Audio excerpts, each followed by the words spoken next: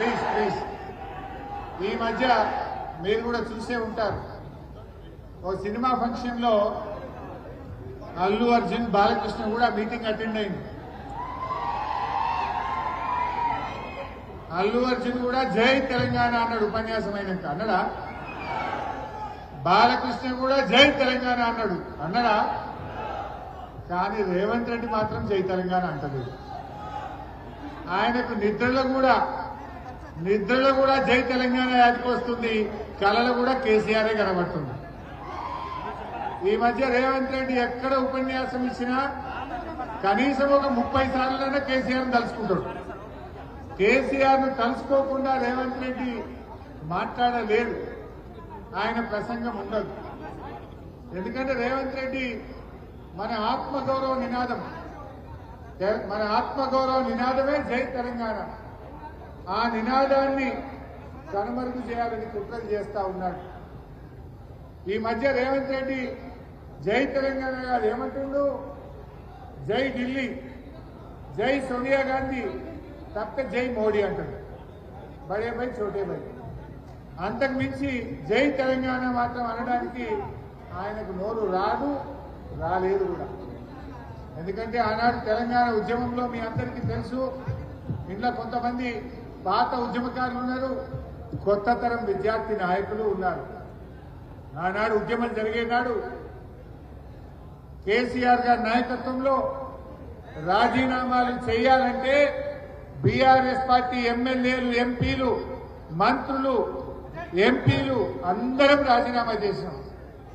రాజీనామా చేయకుండా పారిపోయిన వాడు ఎవడన్నా ఉన్నాడంటే అది రేవంత్ రెడ్డి, కిషన్ రెడ్డి. కేంద్ర మంత్రి కిషన్ రెడ్డి రాజీనామా చేయలేదు, ఈనాటి ముఖ్యమంత్రి రేవంత్ రెడ్డి రాజీనామా చేయలేదు. జిరాక్స్ కాగితం ఇచ్చిండు రేవంత్ రెడ్డి. రాజీనామా చేయాలని ప్రజలందరూ తిరగబెడితే ఇచ్చినట్టే ఇచ్చిండు, కానీ జిరాక్స్ కాగితం ఇచ్చిండు స్పీకర్. ఒరిజినల్ ఇస్తే ఏడ యాక్సెప్ట్ చేస్తాడో, ఎక్కడ మళ్ళా ఎలక్షన్ పోవాలో అని జిరాక్స్ కాగితం ఇచ్చిన వ్యక్తి రేవంత్ రెడ్డి గారు. అంటే ఆనాడు ఉద్యమ కాలంలో ఉద్యమకారుల మీద తుపాకులు ఎక్కుపెట్టి రైఫిల్ రెడ్డిగా పేరొందినాడు. ఇవాళ రేవంత్ రెడ్డి ఎన్ని నాటకాలు ఆడినా చరిత్రలో మాత్రం ఆయన తెలంగాణ ద్రోహిగానే మిగిలిపోతాడు. తెలంగాణ ద్రోహుల చరిత్ర ఒక లిస్ట్ అంటూ రాస్తే మొదటి పేరు చంద్రబాబు నాయుడు ఉంటే రెండవ పేరు రేవంత్ రెడ్డి పేరు ఉంటుంది. ఎందుకంటే అది ఎన్నిటికీ తుడిచిపెట్టుకోపోలేదు. కానీ రేవంత్ రెడ్డి గారి ఈ మధ్యకాలంలో ఏం చేస్తుందంటే ఈ ఉద్యమాన్ని, మన ఉద్యమ చరిత్రను చిన్నగా చేయాలను, మన కేసీఆర్ ఆనవాళ్లు లేకుండా చేయడం అంటే తెలంగాణ పోరాటాన్ని తక్కువ చేయడం, ఉద్యమ జ్ఞాపకాలను తొలగించే ప్రయత్నానికి రేవంత్ రెడ్డి గారు ప్రయత్నం చేస్తా ఉన్నారు. నేను ఒక విషయం మీకు చెప్పాలి. ఒక ఆఫ్రికన్ రచయిత చినువా అచేది, ఆఫ్రికన్ రచయిత చినువా అచేది, ఆయన ఒక మాట చెప్పాడు. సింహాలు తమ గురించి తాము చెప్పుకోనంత కాలం వేటగాళ్లు చెప్పే చరిత్రనే నిజమైతది, వేటగాళ్లు చెప్పే మాటలే చరిత్రగా నిలిచిపోయే ప్రమాదం ఉంది అన్నారు.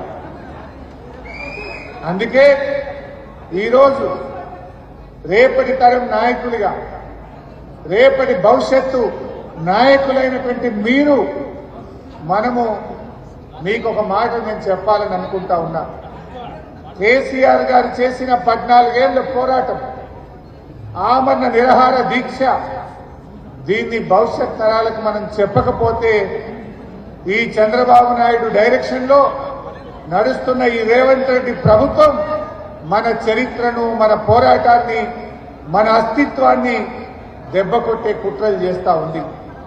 అందుకే మీరు కూడా తెలంగాణ పోరాటాన్ని, తెలంగాణ ఉద్యమ చరిత్రను తప్పకుండా అర్థం చేసుకోవాల్సిందే, మనం ప్రజలకు వివరించాల్సిందే.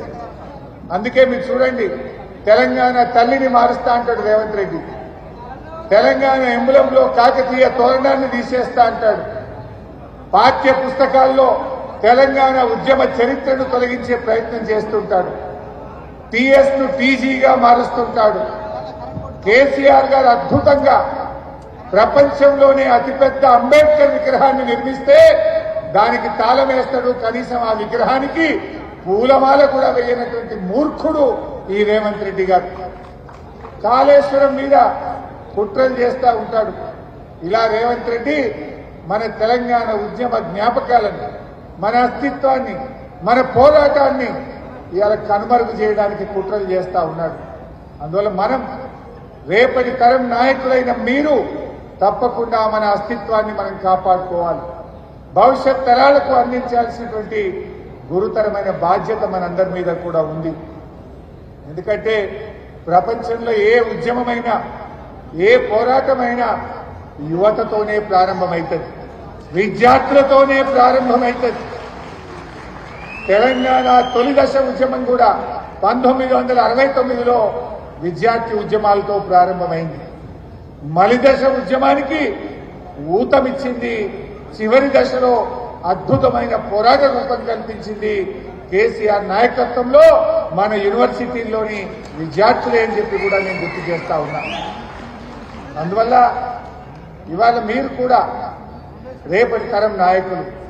కేసీఆర్ గారు ఎంతో మందిని, ఆనాటి విద్యార్థి నాయకులను ఎమ్మెల్యేలుగా, ఎంపీలుగా, కార్పొరేషన్ చైర్మన్లుగా, కమిషన్ మెంబర్లుగా ఉన్నతమైన స్థానానికి ఆనాడు కేసీఆర్ గారు తెచ్చారు.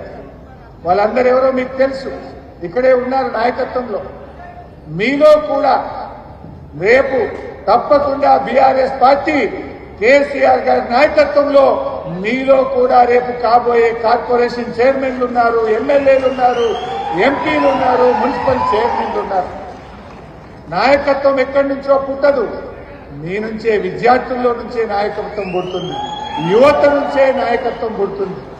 అందువల్ల మిత్రులారా, మీరు కూడా తెలంగాణ అస్తిత్వాన్ని, తెలంగాణ భవిష్యత్తును మనం ముందుకు తీసుకొని పోవాలి.